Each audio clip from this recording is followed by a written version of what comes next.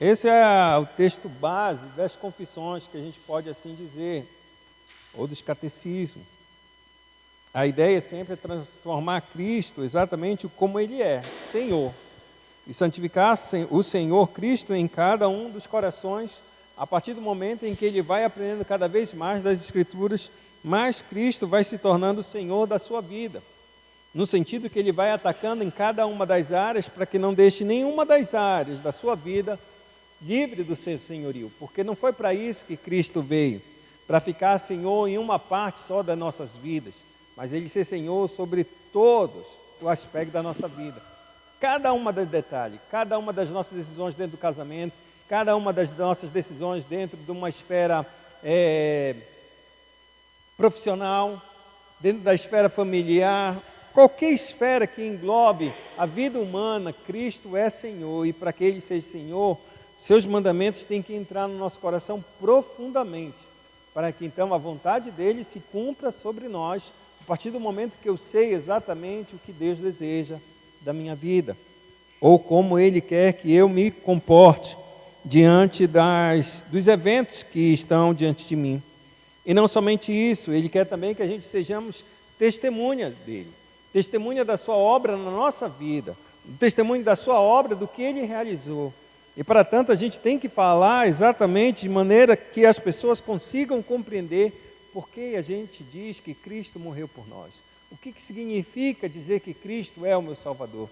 E quando eu começo a fazer isso, elaborar exatamente para que eu pudesse responder a alguém, e eu faço isso de maneira bem lógica, as pessoas vão entender. Eu posso não ser o grande teólogo, mas eu sei exatamente o que Cristo fez na minha vida e como Ele fez, porque Ele fez, da forma como Ele fez.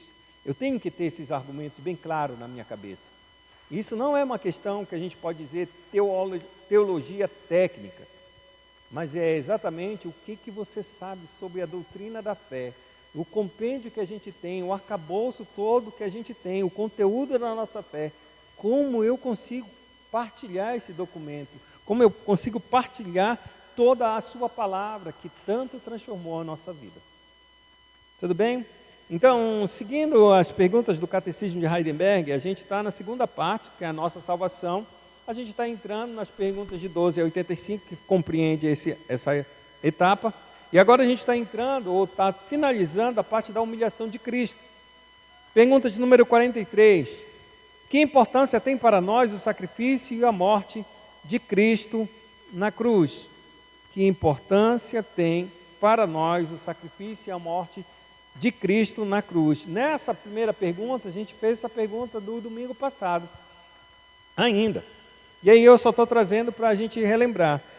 Nessa sequência de humilhação de Cristo, a gente vai ver a morte dele, no caso, que a gente viu na vez passada, que esse poder, esse sacrifício que Cristo faz, e a importância desse sacrifício na cruz, ela reside basicamente em que, primeiramente, quando Cristo, pelo seu poder, Ele faz com que a vida volte para nós. E ao voltar para nós, esse velho homem, ele é caído por terra, ele é mortificado. Esse velho homem que é mortificado é a ideia de ele ser crucificado. Crucificado, por que ele tem que ser crucificado? Porque as suas obras não podem mais operar. Assim como um homem na cruz, ele não consegue se mover, tem braços, pernas presos por cravos. Da mesma forma, Deus tem que fazer isso nas nossas vidas. O velho homem não pode mais se manifestar nas nossas vidas. O velho homem, uma vez que a vida realmente ressurreta de Cristo brotou em nós, não há possibilidade alguma desse homem sair da cruz andando. É dali para a sepultura. Fato é que a gente está fazendo em termos de metáfora. Fato é que todo velho homem está dentro de nós ainda. Fato é que a nova vida também está em nós.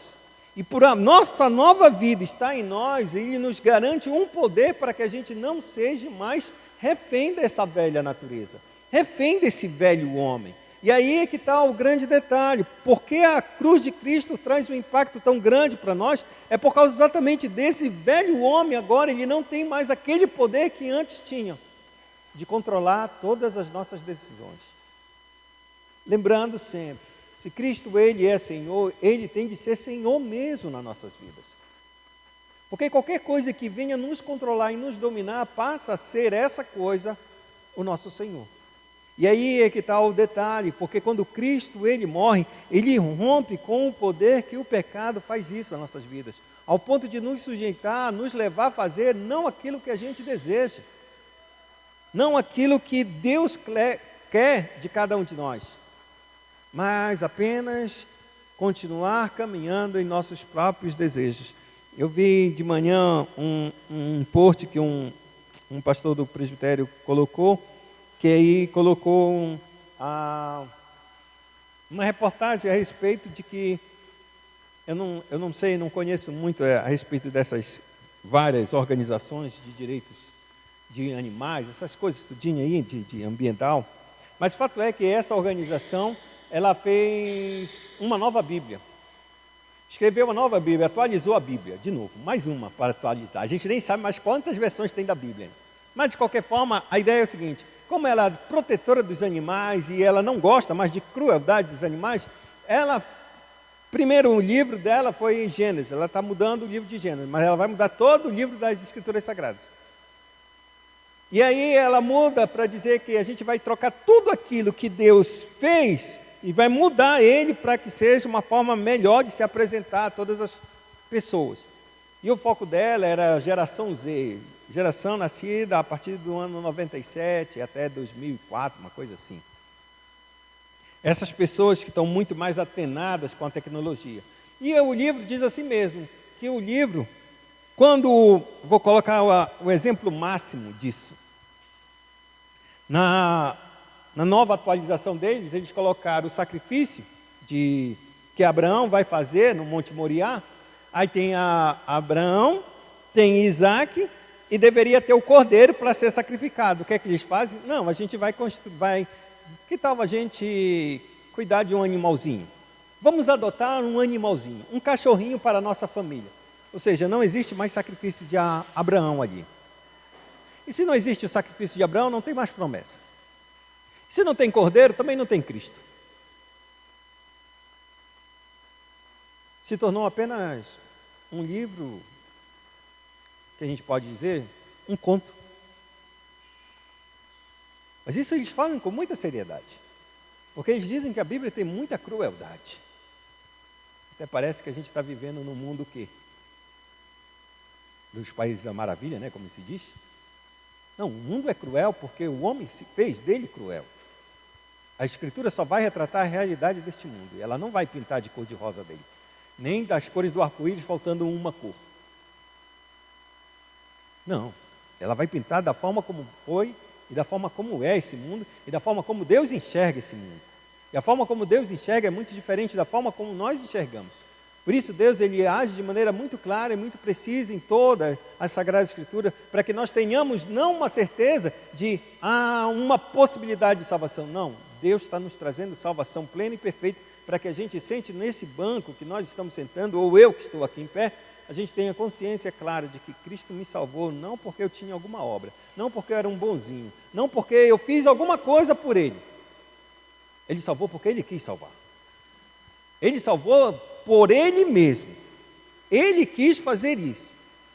E Ele fez isso do início ao final e não chegou, não deixando nada, nem para mim, nem para você fazer coisa alguma. Porque se nós tivéssemos que fazer alguma coisa, a gente estragaria essa obra de salvação. Portanto, a obra de Cristo, quando a gente oferece a Ele, quando esses pecados agora rompidos, todo o poder dele, a gente pode oferecer um novo sacrifício para Cristo.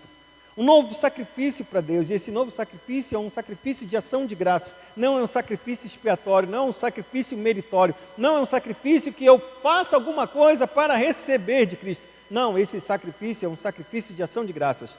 Por que é um sacrifício de ação de graças? Porque é muito sacrificial a gente aprender a ser grato a Deus de tudo por quanto Ele tem nos dado. Por isso, tem de ser um sacrifício de ação de graças. E aí a gente entra na pergunta de número 44, que diz: por que se acrescenta desceu ao inferno? Por que Cristo ele desce ao inferno ou desce à sepultura? Qual é a razão pela qual que Cristo tem que descer as partes mais inferiores da terra, que a gente assim pode dizer. E a resposta eu queria que a igreja pudesse ler, da pergunta 44. Por quê?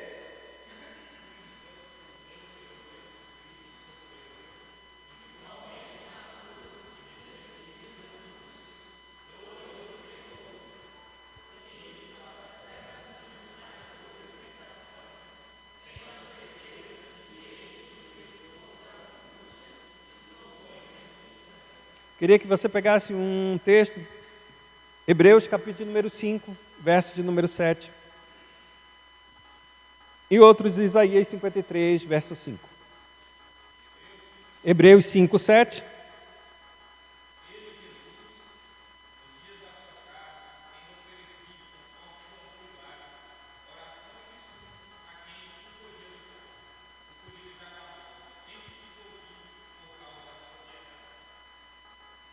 Ele ofereceu o quê? Uma intercessão, uma súplica. E ele ofereceu diante do Pai para que ele pudesse ser libertado da morte. E ele foi ouvido. Foi ouvido, o Pai ouviu. Quando a frase que Jesus exclama no Getsemane a respeito, Deus meu, Pai, se puderes, passa de mim esse cálice, mas não seja feita conforme a minha vontade, mas a tua. Porque o autor de Hebreus, ele diz, ele ofereceu com... Os autores do Evangelho, ele narra somente essa pequena frase de Cristo. Não narra a sua oração que ele fez. Não pense que essa oração que ele faz 3 vezes, é só isso a oração dele. A oração dele é uma oração de súplica, e que o autor de Hebreus, ele vai abrir e expandir para a gente que ele, com muitas lágrimas, suor, a Bíblia declara que ele suou sangue.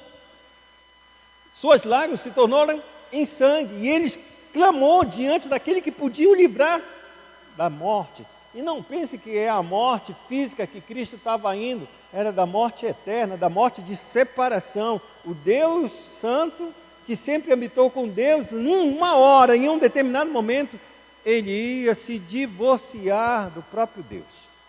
E a Bíblia diz, Deus meu, por que tu me desamparaste? A ruptura está ali, a morte eterna aconteceu ali. E é essa morte que Cristo está olhando. Ele não está olhando a morte física, ele não está olhando os seus tormentos, do que ele vai passar ou do que ele vai sofrer. Ele está olhando para a relação. Eu e o Pai sempre fomos um, tu nunca tem me deixado, o Pai nunca me deixou sozinho. Na cruz ele vai abandonar. Na cruz ele vai abandonar. Na cruz ele vai se separar. E é por esse clamor que ele ora, e ele disse, se eu não te abandonar, eu vou abandonar todos os outros. Não vai ter nenhum. Só vai ser eu e você novamente e o Espírito. Não haverá mais ninguém. E a Escritura diz claramente que Deus o ouviu.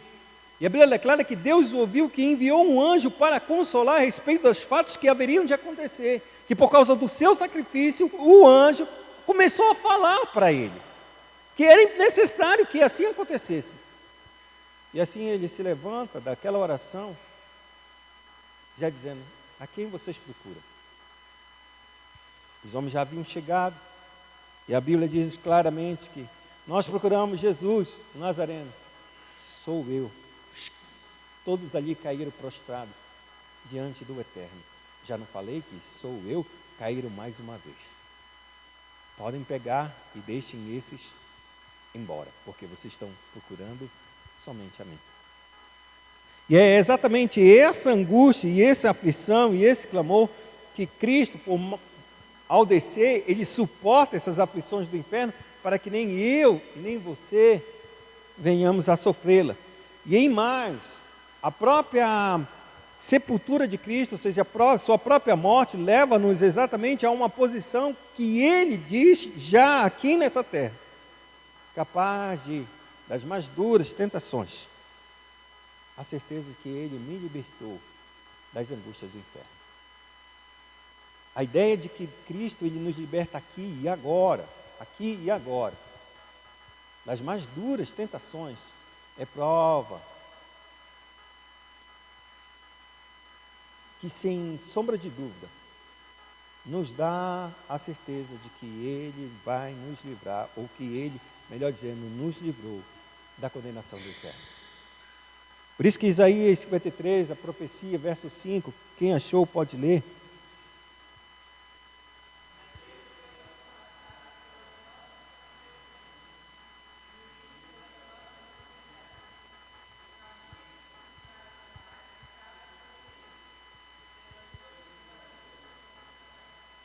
Pelas suas pisaduras fomos sarados. O castigo que nos traz a paz estava sobre ele. Hoje, eu e você gozamos de uma paz que o mundo não pode gozar. Apesar de todas as nossas quedas, apesar de todas as nossas aflições, nós temos uma paz que o mundo não goza. E por que a gente tem essa paz? Porque Ele levou.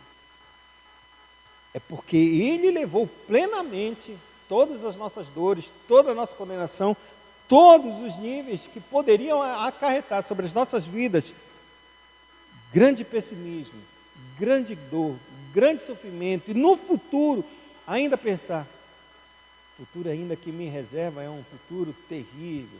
Ele tomou isso e colocou tudo sobre ele, para que nós pudéssemos gozar hoje a paz, que excede todo entendimento. Aí então, uma vez que Cristo ele vai até o inferno, ou melhor dizendo, até a sepultura, a pergunta é que se faz agora ele vai ressuscitar, e ao terceiro dia ele ressuscita. E qual é a importância da ressurreição de Cristo? Qual é a importância real de Cristo ter ressuscitado dentre os mortos? Veja, a primeira coisa é, pela sua ressurreição, o que é que vai acontecer? Qual é a resposta? Ele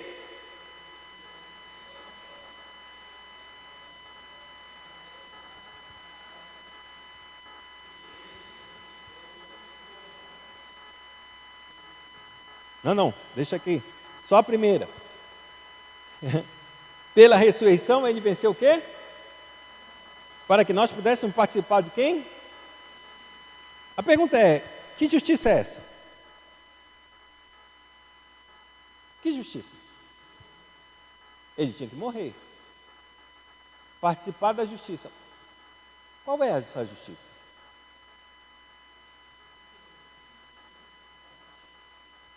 Não, mas o que significa essa justiça de Deus?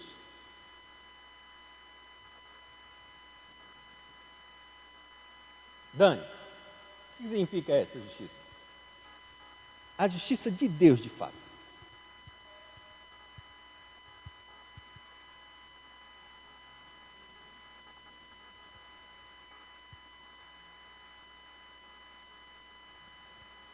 Pode falar, Douglas.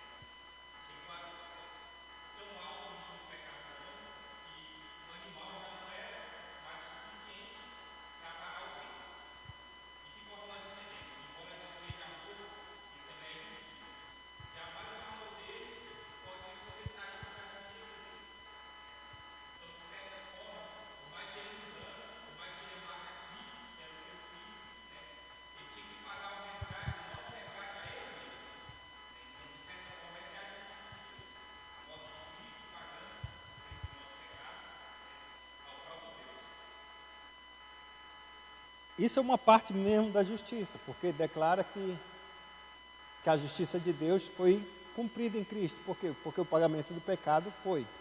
Mas esse participar da justiça implica em algo mais, em uma vida de retidão.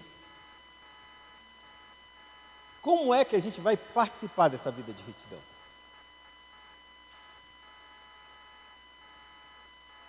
Está entendendo? Ou não?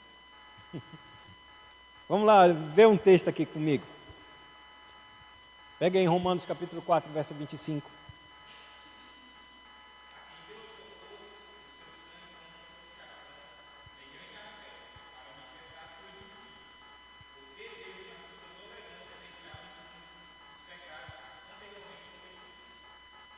anteriormente cometido. Exatamente aquilo que ele falou. Ele paga pelo preço dos nossos pecados. A pergunta é, quais pecados? Todos os pecados. De que tempo? Então, tem alguma condenação para a gente? Deus espera uma retidão da gente perfeita. Por que Ele não espera? Ele pagou o preço do passado, do presente, do passado, do tempo da ignorância, que a gente não conhecia a justiça de Deus, do presente, quando a gente se viu diante da cruz, e agora, presos no nosso pecado, a gente viu a libertação em Cristo, e agora, no futuro em diante, que a gente começa a andar, a gente vê que a gente ainda não é perfeito, mas Cristo também já pagou por esses pecados, de maneira que a gente não anda debaixo de condenação. Se eu tropeçar, eu vou ser condenado. Não é assim que funciona. E aí, Romanos, capítulo de número 5, verso 1.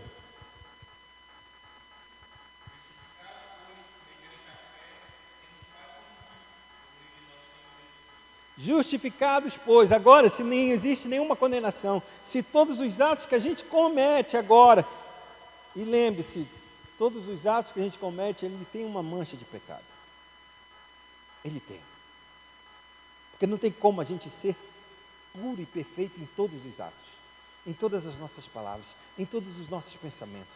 Sempre que a gente faz, ainda que a gente faça uma excelente obra, uma bela obra, vai estar lá a mancha do pecado. E para que essa mancha do pecado, Cristo ou o próprio Pai, Ele não rejeite, é por isso que essas obras têm que ser feitas aonde? Em Deus. É por isso que essas obras têm de ser feitas sempre em Deus. E o que é uma obra ser feita em Deus? Shirley, o que é uma obra que a gente faz em Deus?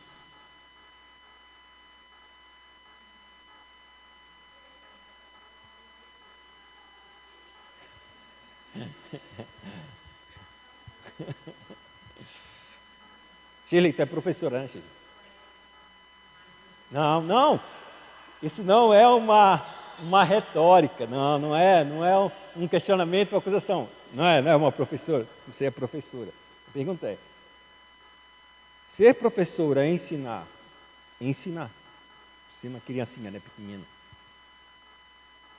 essa obra tem que ser feita em Deus? Aí eu te pergunto, o que é uma obra feita em Deus?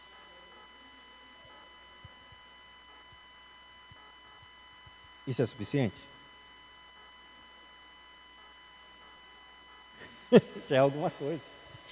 Por que eu estou fazendo essa pergunta? Porque muitas vezes, quando a gente olha para a obra de Deus, a gente pensa que a obra de Deus é pregar, ensinar, ministrar uma ceia, ou cantar como o Augusto está fazendo, ou está trabalhando aqui, ou o pessoal do diácono lá, ajeitando. Tudo que a gente pensa como obra de Deus, como se fosse realizado somente dentro dessa esfera do templo, ou de algum lugar que a igreja está realizando, tipo, vamos fazer um culto na casa do irmão Jair. Tudo que acontece dentro do culto daquela casa, supor que até tenha uma ceia, parece que isso é a única e exclusivamente a obra de Deus. Quando Deus diz as obras que Deus preparou de antemão para que nós andássemos nela, são todas as obras da redenção, são todas as obras que Deus fez com que a gente fosse cheio de talentos, dons e vocações para que manifestar essa multiforme graça de Deus. Essa multiforme de graça de Deus que muitas vezes a gente vê no mundo, quando a gente vê um brilhante artista pintando, quando a gente vê um compositor criando, quando a gente vê um músico talentoso dedilhando ou tocando um piano ou qualquer outro instrumento, ou quando vê um artista esculpindo uma pedra, ou quando vê um engenheiro construindo uma ponte ou um prédio totalmente diferente. Tudo isso são obras maravilhosas que Deus colocou no coração do homem, devido aos seus dons e talentos e a vocação que Ele chamou. E essas obras, a Bíblia diz claramente, elas não podem ser revogadas, elas não podem ser retiradas. Não é o que Deus te dá, Ele não te dá por arrependimento. Eu estou arrependido. Não tem arrependimento. Porque essas obras sempre vão glorificar a Deus. O fato é que essas obras, muitas vezes, todos esses homens que fazem todas essas obras, todas, seja lá quais forem, que você diz, Isso é uma excelente obra. A maioria delas não são feitas em Deus. Não são feitas em Deus por quê? Porque o homem, às vezes, tem até os princípios de Deus. Os princípios conforme a cabeça dele está pensando. Como os fariseus tinham. Não, a gente tem o Moisés como nosso pai. O Abraão é como nosso pai. A gente tem o Moisés, isso e aquilo outro. Eu disse, não, vocês não têm não. Vocês podem achar que tem, mas não tem. O pai de vocês é o diabo, porque ele anda mentindo e anda matando. Ele sempre foi assim, e assim vocês caminham também.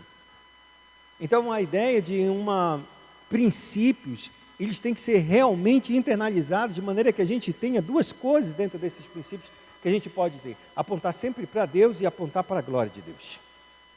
Para o bem dos homens.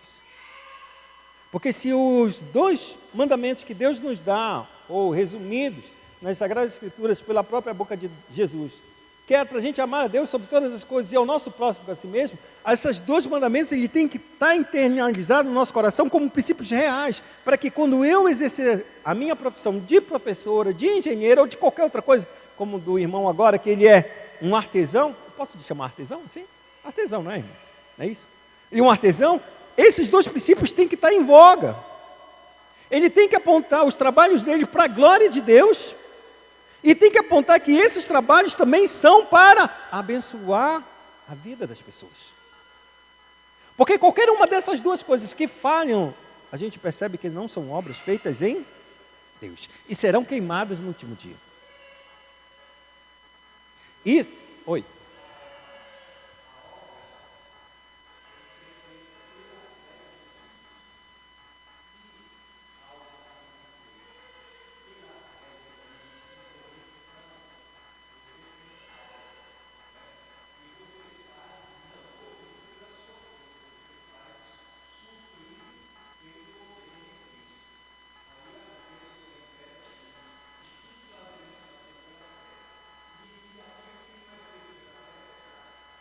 Pela fé não é pecado.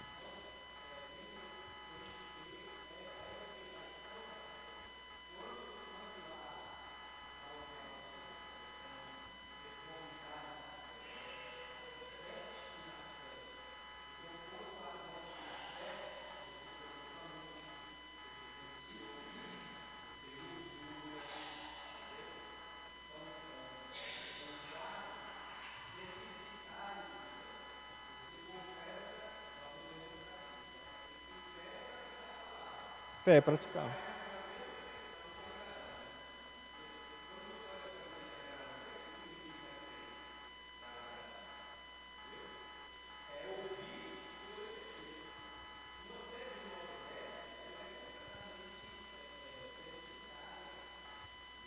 Ela é desprovida, né?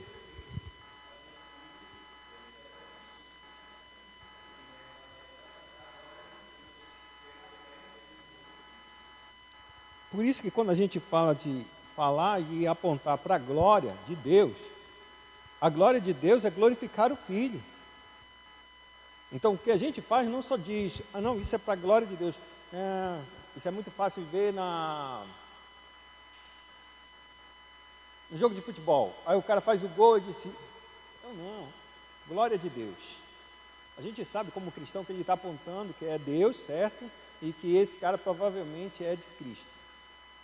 O que a gente não entende é que quando Deus ele é glorificado e ele decidiu como ele quer ser glorificado. E a forma que ele quer ser glorificado é onde? No Filho. O Filho, quando a gente honra o Filho, a gente honra o Pai.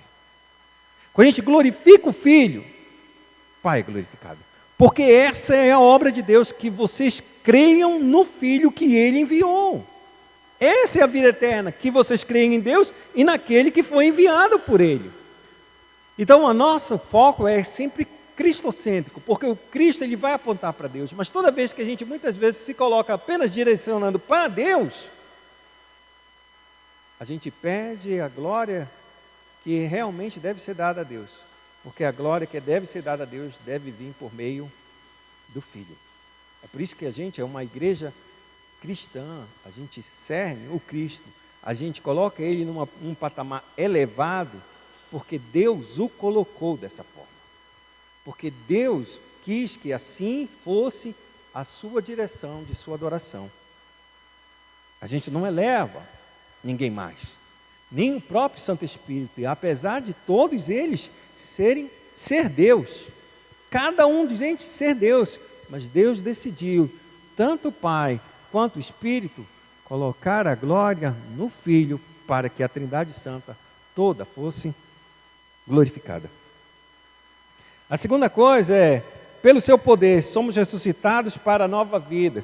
Exatamente, a ressurreição, ela não somente garante a ressurreição de Cristo, mas ela garante também uma nova vida que nós passamos a ter, pelo poder, por aquele mesmo que ressuscitou Jesus Cristo dentre os mortos, é esse mesmo Espírito que nos faz nos ressuscitar para uma nova vida.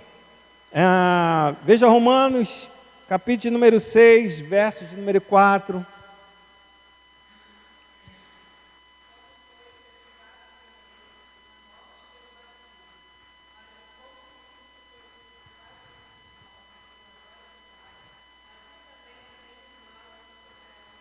Andemos nós também em novidade de vida, ou seja, passamos a...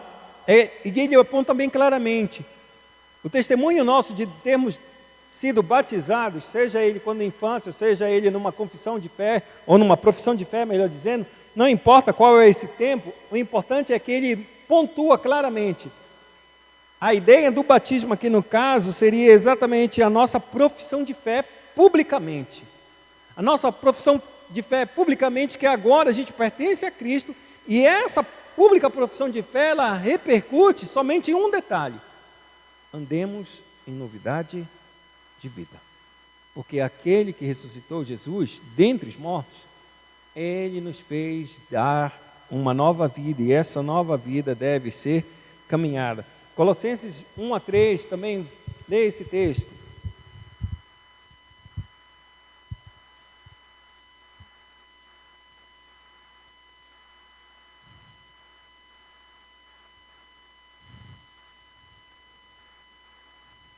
Três, 1-3.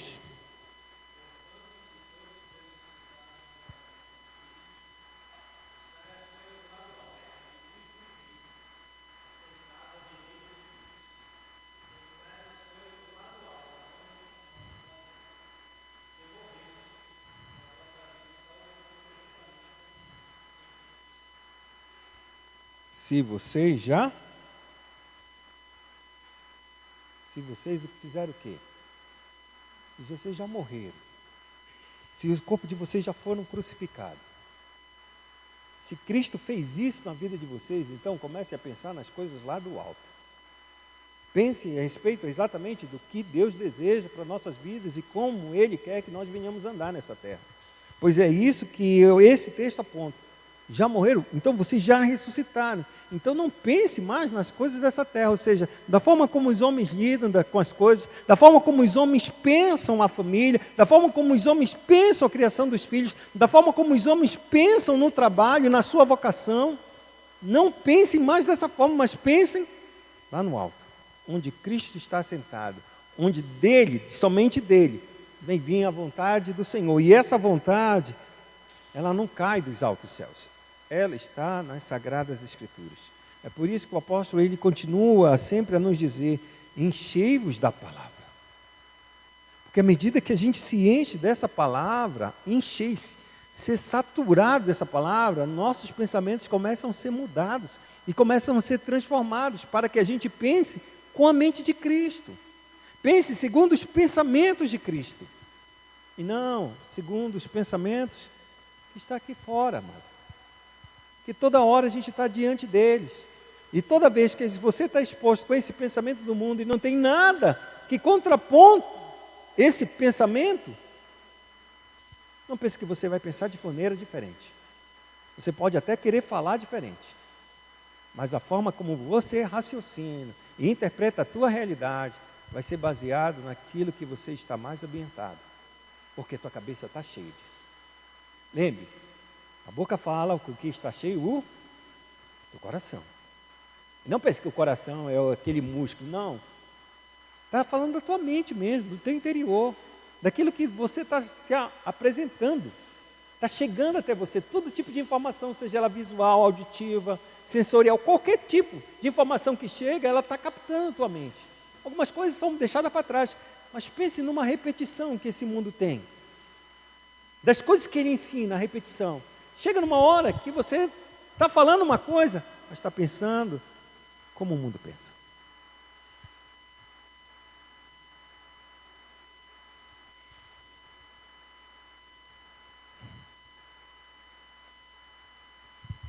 Atos, capítulo número 4. 4 não, 8.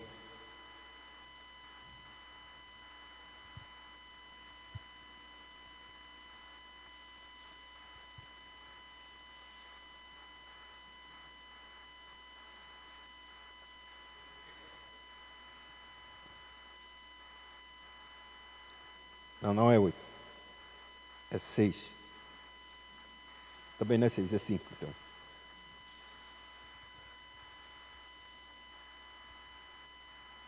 Espera aí.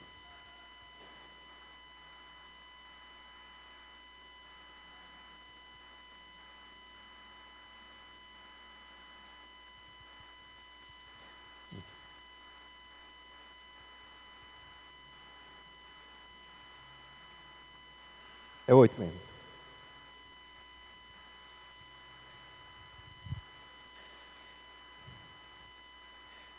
Verso de número 5. Vamos ler. A partir do verso número 5. Atos 8, verso 5. Eu vou ler e vocês acompanhem essa história. Começar no verso 4. Entremente, os que foram dispersos iam por toda parte pregando a palavra. Filipe, descendo a cidade de Samaria, anunciava-lhes a Cristo. As multidões atendiam unânimes às coisas que Filipe dizia, ouvindo-as e vendo os sinais que ele operava. Pois os espíritos imundos de muitos possessos saíam gritando em alta voz, e muitos paralíticos e coxos foram curados. Houve grande alegria naquela cidade. Ora, havia certo homem chamado Simão, que ali praticava mágica, iludindo o povo de Samaria, insinuando ser ele grande vulto, ao qual todos davam ouvidos, do menor ao maior, dizendo, este homem é o poder de Deus, chamado grande poder. Aderiram a ele também, porque havia muito os iludira com mágicas.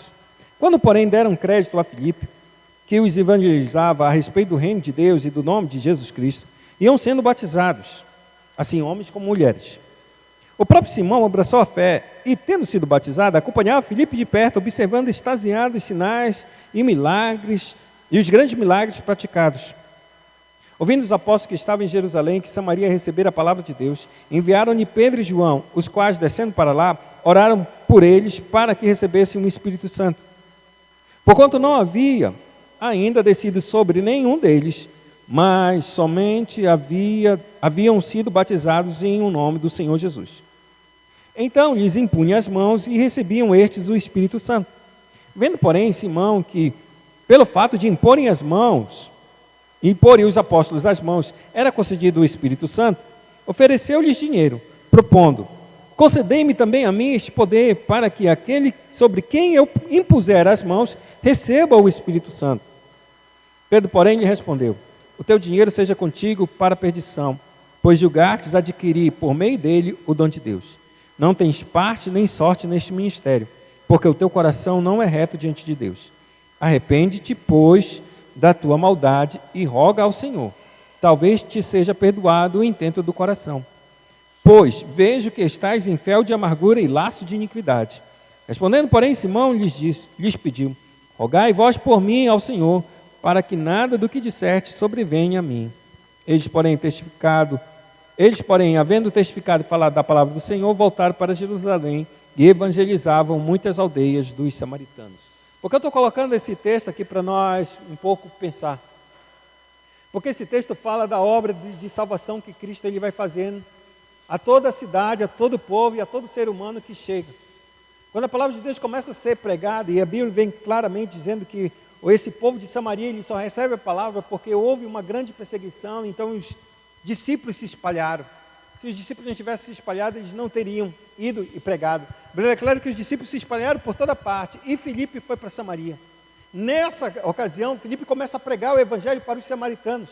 E os samaritanos, ao ouvirem, começam o quê? A entregar suas vidas. E a Bíblia diz, e ele abre um parênteses exatamente a respeito de um homem chamado Simão. Um homem que fazia mágicas. Se a mágica de hoje já nos impressiona, eu me impressiono muito com as mágicas de hoje ainda. Quando eu olho assim, tem um cara flutuando do nada, no meio da rua, vai e flutua. Sei lá o que negócio é esse que está com ele, mas não importa. É alguma mágica, alguma ilusão. Se for diabo, se não é, isso eu não entro nesse detalhe não. Mas o fato é que me impressiona essas coisas. Mas daí eu colocar minha fé nessa bagunça é outra história. Agora pensa num povo mais místico, muito mais longe da realidade, tendo muito mais coisas, vendo e se impressionando. A única coisa que eles fazem relacionar é o quê? Isso aqui tem que ser de Deus, tem que ser o poder de Deus. E aí foi exatamente isso que fizeram com este homem. Quando a Bíblia diz que ele a muitos enganou com o quê? Com artes mágicas. A mágica nada mais é do que um grande engano nos teus olhos. Você acha que está vendo aquilo e você não está vendo aquilo. Ele te enganou. Mas tudo bem, a minha ideia não é falar sobre a mágica aqui nesse negócio. Mas a ideia claramente é que o povo acreditou. Quando o evangelho chegou, o povo deixou de acreditar. Inclusive Simão, um mágico, ele olha aquilo e se converte, entre aspas. Ele se batiza, a Bíblia diz. E a Bíblia é clara que ele se batiza e fica cola de quem? Do lado de Filipe. Ele ficava do lado, o tempo todo do lado de Filipe, que parece ser uma coisa muito boa e muito agradável. Porque não tem nada melhor do que uma pessoa que se converta, fique do lado daqueles que realmente caminham com Deus. É a coisa melhor que se pode fazer na vida de uma pessoa. Que ela se converta, ela fique do lado de alguém que conheça mesmo. E a Bíblia é clara que ele ficava extasiado com os sinais e os prodígios e os grandes milagres que Deus operava através de Filipe. Aconteceu que foi muita gente recebeu Cristo, e então o colégio apostólico em Jerusalém ouve dessa notícia, olha, o povo de Samaria tem uma multidão lá, vamos voltar lá. E foram. Eles já haviam sido batizados, descido nas águas, todavia, descido nas águas entre aspas, sendo batizados, só que o Espírito Santo ainda não havia sido liberado para a vida deles. Ainda não havia sido o derramado do Espírito Santo, segundo o que o texto está nos dizendo. O que ele vai dizer? A Bíblia é clara que ele vai, Pedro vai para lá, e Pedro começa a colocar a mão sobre as pessoas. E eles começam a receber o Espírito Santo. Essa manifestação levou Simão a pensar o quê? Ele coloca a mão e eles recebem o Espírito Santo. Ô Pedro, tem um monte de dinheiro aqui. Me dá um pouco desse teu poder. Por quê? Porque eles acreditavam que para se receber qualquer tipo de poder tinha que ser pago alguma coisa. Entende a lógica deste mundo? Tudo que Deus nos dá neste mundo é por graça. Tudo por graça. Antes do pecado, depois do pecado, antes da crucificação, na crucificação e depois da crucificação, na glória, tudo que Deus nos dá é por graça. Não se compra nada de Deus, nada. Tudo, inclusive a nossa própria vida, foi dada-nos por graça. O Éden é nos dado graciosamente.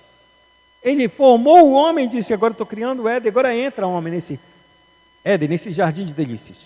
Tudo foi dado por graça.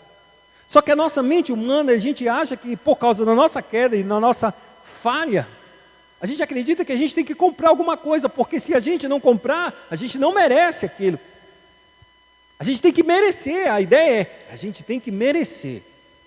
Ainda que a gente seja um terrível pecador e um miserável pecador, ao ponto de acreditar que a gente acha que a gente pode conseguir alguma coisa.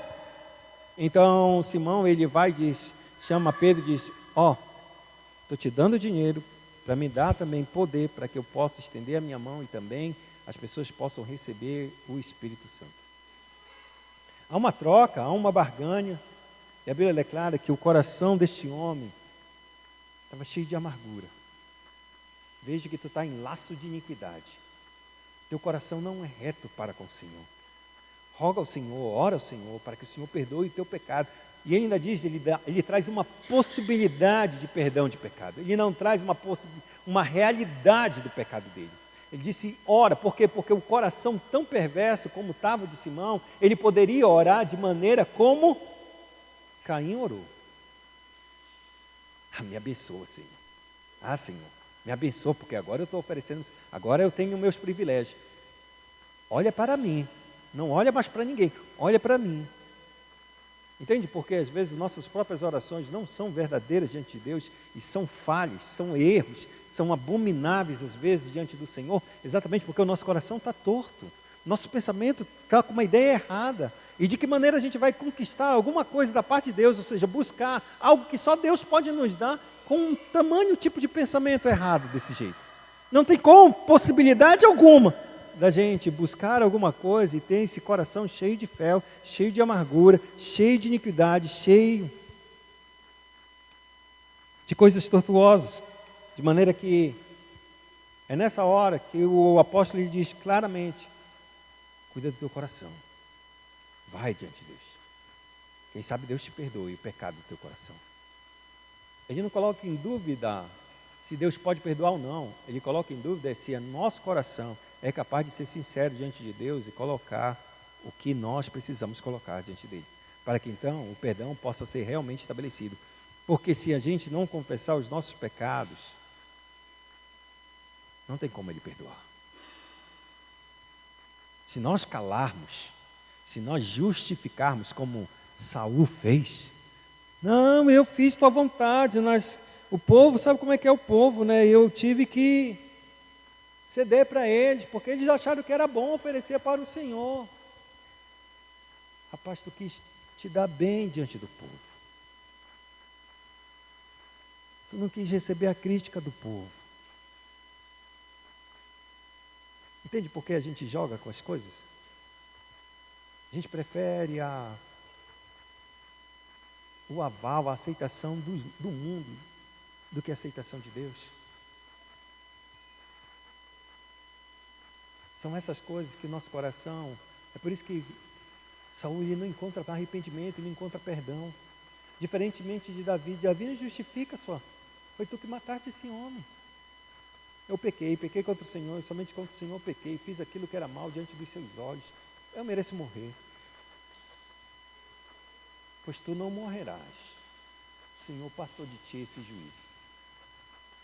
Porque arrependimento verdadeiro é isso que Deus se agrada. Mas se a gente justificar nossos pecados, justificar porque a gente faz as coisas erradas, porque a gente decide coisas erradas, se a gente justifica, a gente está fora desse perdão, amados. Está fora. É como se a gente quisesse o perdão que vem da cruz, sem que a gente percebesse que nós é que tem que estar lá nessa cruz. É como se dissesse, todo mundo tem que estar lá, mas eu não, nesse ponto aí, não. A gente está justificando, a gente quer aquele perdão, mas não quer estar lá na cruz. Não pode haver assim. O perdão só é dado porque a gente confessa que era para nós estarmos lá. Que os pecados são nossos, não são dele. Então não pode haver justificativa, a gente não pode enrolar a nossa cabeça, negá-la, enganá-la. Por último, ele diz que a segurança. A ressurreição de Cristo é a garantia de nossa ressurreição em glória. Nesse ponto eu queria declarar exatamente isso. Porque a gente não tem medo mais da morte. A ressurreição de Cristo é a garantia da nossa ressurreição em glória. Amados, quando Cristo ressuscita dos mortos e ele sobe aos céus, a Bíblia declara que ele não desfaz o seu corpo de homem, ele permanece homem. Ele se fez homem para pagar o nosso preço pelo nosso pecado. Se fez. Ele andou na terra, viveu como homem, caminhou como homem, comeu como homem, cansou como homem, chorou como homem, sofreu como homem, pagou o preço da nossa cruz e ele morreu como homem. Ele ressuscitou como homem, ele ascendeu aos céus como homem. O processo todo estava terminado. Agora eu posso voltar a ser o Deus que eu sempre fui. Esse corpo já não precisa mais existir. A Bíblia declara que ele continua e assentou-se à destra de Deus ali. E lá ele permaneceu, e lá ele está permanecendo, sentado à destra de Deus Pai, de onde ele vai vir, voltar para julgar vivos e mortos. A nossa glória, exatamente a certeza e a nossa segurança de que Cristo venceu a morte e não tem mais poder a morte sobre ele, é a nossa maior certeza de que aquele que está sentado no trono, um dia nós estaremos diante dele, ressuscitados e em glória. Queria que você abrisse sua Bíblia em 1 Coríntios capítulo 15, verso 20 ao verso 22.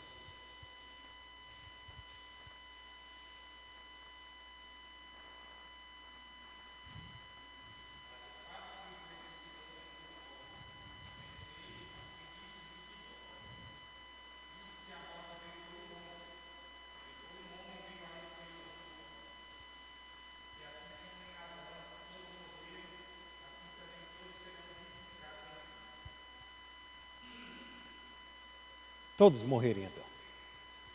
Todos seremos justificados em Cristo. Como Ele ressuscitou, nós também ressuscitaremos e seremos transformados. Eu vou parar por aqui pelo estudo, porque vamos entrar na ceia do Senhor, nessa parte. Mas eu quero deixar algumas coisas bem claras no nosso estudo desta manhã. Que o propósito dessa humilhação de Cristo, ela nos concede uma libertação tão poderosa e que ela culmina exatamente nessa ressurreição. E esse culminar na ressurreição é o que o apóstolo Paulo lhe vai dizer. O último dos nossos inimigos, qual é? A morte. O último e o mais pavoroso nosso é a morte. Tudo que se liga à morte, ou seja, uma separação, é terrível para o ser humano. A separação de deixar um filho e seguir para uma universidade, largando pai e mãe. Ah, mas é uma separação. É uma separação, é dolorosa e um nível de morte está acontecendo ali.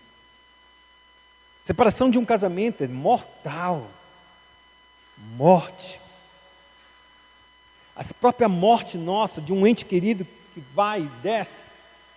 Separação, morte. Tudo isso nos dá medo, todo nível de separação nos dá um grande medo, porque Deus não formou o homem para ser separado de coisa alguma, era para estar sempre unido. Mas quando Cristo lhe ressuscita dos mortos e a morte não tem domínio, a maior de todas, exatamente aquela que deixa a gente na sepultura e dela fica totalmente afastado de Deus e não existe mais nada. Deus, ele vence na pessoa de Cristo Jesus e se assenta no céu. Não tem mais domínio sobre ele, e morreu uma única vez pelos nossos pecados, e ele vai aparecer uma segunda vez para aqueles que aguardam a sua salvação. E é nesse sentido, é que a gente não pode temer. Não pode temer. O mundo pode temer. Eu estava ontem no hospital, o Jonathan passou bem mal, por isso ele está aqui. Estava vomitando, foi mais de 10 vezes, vômito, a senhora me levou lá, tinha conversado, só que não deu. Aí no hospital ele voltou a vomitar, tá com garganta bastante inflamada, tem placas, tá. Mas não era isso não, fiquei sozinho lá, eu estava sozinho, ajudo. Tinha ido em casa, depois estava voltando já com a Joana também, para ver se examinava ela também. Aí tinha uma senhora, com uma criancinha bem pequenininha, né? Uma jovem senhora. E uma senhora mesmo, e com uma filha de 32 anos. Só mulher, né? E eu aqui, um homem, com um bebezinho, né? Eu fiquei calado, não fazer nada. Fiquei calado em pé. Aí de repente o Jonathan começa a vomitar, né? Eu vomitei, tirei. Aí voltaram o rosto para mim. Ele está doentinho, está dodói, disse, está ruim. Está com febre? Eu disse, não, ele não está com febre. Aí de repente começaram a falar, não sei o que mais, e começaram a falar de morte. E a senhora de 32 anos, essa senhora mais velha, e que tinha a filha de 32 anos, disse, não, morte não quero não, tenho muito medo, muito pavor, e começou a falar assim, desse gênero. Isso não é à toa. Eu lembro do meu pai também, que Falar em morte para ele era a coisa pior do mundo. Não, cala a boca, para com isso, aquilo, outro. Por que o pavor da morte? É porque não tem esperança de vida. Porque não sabe quem é o Cristo que venceu a morte. E o Cristo que venceu a morte é o Cristo que nos protege dela, que nos garante a sua vida e que deu o Espírito para selar, dizendo: esse não toca, o maligno não toca, a morte não toca, não toca. E se o dia que a gente partir, o Cristo não vier, a morte para nós é apenas a ponte para nos levar para a vida eterna, não para nos aprisionar eternamente, mas é para estar diante dele. Que Deus em Cristo nos abençoe. Pai Santo, nós te agradecemos nesta manhã por tua graça, por essa palavra, por esse estudo.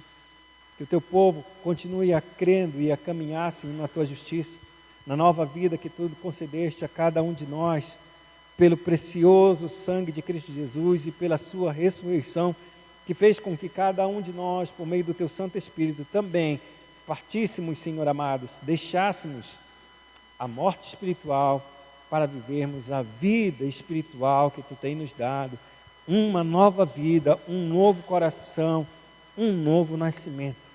E nesse novo nascimento, a gente caminha em novidade de vida para a tua glória e para o teu louvor, conforme o chamado da nossa vocação celestial que temos em Cristo Jesus, nosso Senhor. Amém.